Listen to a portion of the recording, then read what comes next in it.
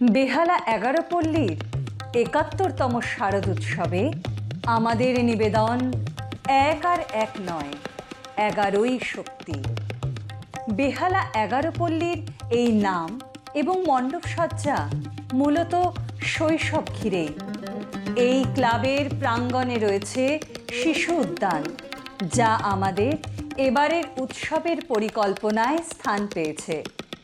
এই উদ্যানে শিশুরা খেলা করে, আনন্দের আদান প্রদান হয়।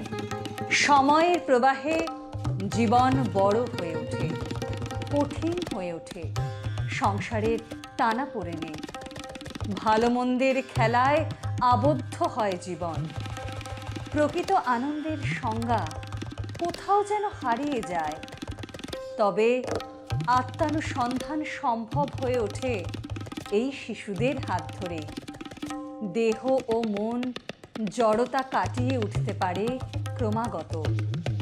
কামনা ও বাসনার অসংযত রূপকৌশল থেকে বেরিয়ে আসতে পারি আমরা। আমি সমাজ, আদি যুগ থেকে আমি বিতর্কিত। আমি প্রকৃতি, যেখানে পূজিত হয় পুরুষ ও নারীর দ্বৈত শক্তি। সমাজ সৌষ্ঠবে প্রাধান্য পায় যে পুরুষের অহংকার, আমি তার ঊর্ধ্বে। শত রূপে আমি, অথচ আমি এক। যে চক্রব্যূহ বেঁধে রাখতে চায় শক্তিকে, আমার পদভারে সে আজ রক্তবর্ণ।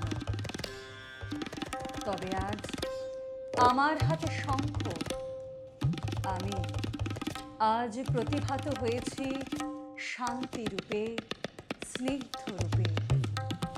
সর্বশক্তি মহামায়া যিনি আমাদের সকল শক্তির উৎস, শান্তি স্থিতির বিস্তৃত পরিসীমায় যিনি অবারিত দ্বার, জীবনের ভাঙা গড়ার খেলার সমস্ত সূত্র তার হাতে বাঁধা।